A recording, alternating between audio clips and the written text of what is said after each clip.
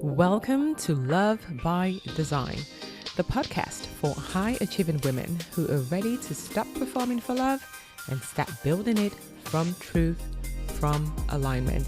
Because you don't attract what you want, you attract what you be. Let's begin. Welcome back to Love by Design. This is Joan. Okay, so here's something that most people who study discernment don't talk about enough. We can see other people's patterns with remarkable clarity. A friend is rationalizing, you can hear it. A colleague is defending a decision they've already made emotionally, you can see it. Someone you love is staying in something that is diminishing them, it's so obvious to you. But when it comes to yourself, the same clarity that feels so available when you're looking outward becomes genuinely hard to access. Not because you're not self-aware, not because you haven't done the work, but because self-discernment is structurally different from every other kind of discernment. And today we're gonna be talking about why. So when you're observing someone else's situation, you're outside of it. You can see the pattern without being inside the pattern. You can notice when they're avoiding without having to face it yourself. You have the one thing that makes clear perception possible, and that is distance. But with yourself, that distance disappears. You will both be observer and the person being observed. Your history is right there in the room with you. Your identity is front seat in the room with you. Your sense of self is on the line. And perception cannot fully be neutral when the perceiver has that much at stake. That is not a character flaw, it's a structural challenge. And naming it as such really matters because the response to a structural challenge is different from the response to a personal failing. You don't push harder, you build in different conditions for seeing. So here's one of the most significant and least discussed barriers to self-discernment I've seen. Identity. So identity says things like, I am someone who makes good decisions, or I am someone who has done the work, or I am someone who knows better by now. These are not small beliefs. They are part of how you understand yourself. And when a decision or a pattern conflicts with that understanding, well, the mind faces a choice. It either chooses to see the truth clearly or it protects the identity. And it almost always chooses the identity first.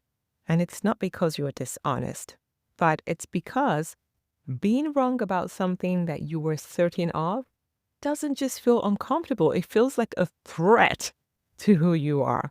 And the mind treats threats to identity with the same urgency as threats to survival. It is purely survival instincts. So it looks for the evidence, it builds a case, it reframes what's happening in a way that keeps the identity intact, all without announcing what it's doing. That's the identity investment at work. And recognizing it in yourself requires a particular kind of honesty that doesn't come easily. So today, this is the piece I really want you to sit with.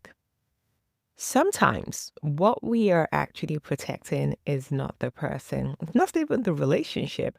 We are protecting our belief that we were right to choose it. So you would say to yourself, I couldn't have been wrong about this person. I'm too self-aware to have missed something this significant. I've done too much work to be repeating this pattern. The ego is involved now, and the ego will distort perception to protect its own narrative.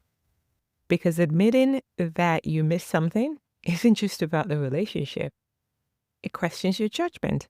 It questions your discernment, your sense of self as someone who sees clearly. And that is a much harder thing to let go of than the actual relationship itself. A blind spot is not something that you're hiding from yourself consciously. It's something your perception genuinely cannot access without help because the very thing distorting your perception is the distortion. You can't see your own lens. You can only see through it. So two people can look at the same relationship and see completely different things. Not because one is smarter or more self-aware, no, but because one of them is inside it. This is why self-discernment requires something that many capable, independent people resist: outside perspective. Not reassurance, not someone to validate what you already believe. You need honest reflection from someone who will tell you exactly what they actually see. Even when it's uncomfortable, even when it contradicts the story that you've been telling yourself. That kind of perspective is not a sign of weakness. It is one of the conditions that makes self-discernment possible. So let me name something quietly. Pride, not arrogance, something subtler and more personal. The reluctance to admit that you were wrong. The difficulty in saying, I missed this. The unwillingness to revise the story that you've already told yourself, you told to others. You told people that you were happy. You told them that this was the one. You said things were amazing, things were good. You defended the relationship when others expressed concern. Admitting the truth now seems like revisiting all of that. And for a lot of people, men and women who are high achieving, self-aware, and have invested deeply in their own growth, this can be particularly acute. Because the expectation, your own expectation, is that you would have known better. Admitting that you didn't can feel like a failure, but it isn't. Seeing clearly now is the work, regardless of how long it took to get here. There's one more thing that I want to talk about before I wrap it up for today, and that is longing. Not hope, not desire as we've discussed before, something older and more personal than those. The longing to have chosen correctly, the longing for the story to be what you believed it was, the longing not to have to start all over, the longing to have finally arrived at the thing that you've been building towards. This kind of longing doesn't just distort what you see in the relationship, it distorts how you see yourself inside of it. So you would say things like, well, I wouldn't still be here if something wasn't right. Or, I must be growing. Look at how much I've endured. Ooh, that's a very familiar one. Or, leaving will mean all of this was for nothing. You see, longing can reframe staying as strength when it's actually avoidance. And the difference between those two is one of the most important things self-discernment asks you to see. So what does it actually take to see yourself clearly? First off, humility. So the willingness to be wrong about something you were certain of, not as punishment, but as openness. Number two, honesty. So this is the willingness to look at what you've been avoiding, to say to yourself, well, I haven't been looking at this directly. Let me take a look at it now. Three, stillness. Self-discernment rarely ever happens in emotion. It requires slowing down enough to actually examine, not deciding, examine. Four, trusted outside perspective. So I already talked about this. Finding someone who will reflect what they actually see, not what you want them to confirm, what they see. Time, not urgency, time.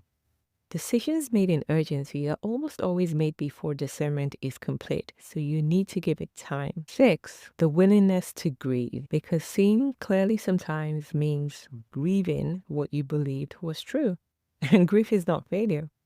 It is the cost of honesty. So if there's one question that cuts through all of it, through the identity investment, through the pride barrier, through the longing, it's this. What am I not willing to look at right now? Not what should I do, not am I making the right choice, but what am I actively avoiding examining? That's a question that I want you to sit with quietly, because it almost always points directly to where the blind spots are. Not because the answer will be easy, no, it will not. But because the avoidance itself is the signal. What you're protecting most carefully is usually what most needs to be seen. Self-discernment is not about finding fault within yourselves. It's about seeing yourself clearly enough to make choices that are actually yours. Not choices from your wounds or from your ego, not from longing, but yours, your choices. And that kind of seeing, that honest, humble, undefended seeing is one of the most courageous things a person can ever do. Thank you for joining me on today's episode. And if it stirred something in you, trust that. Alignment isn't a concept, it is a calling. And if you're feeling the nudge to take this work deeper, then I want you to go ahead and book your Aligned Love Assessment, where we map your patterns, reveal what's keeping you stuck, and explore your journey to aligned love. You can book your session at joannwosu.com. Until next time, remember, you're not here to earn love, you're here to embody it. So keep dating by design, not by default. See you next week.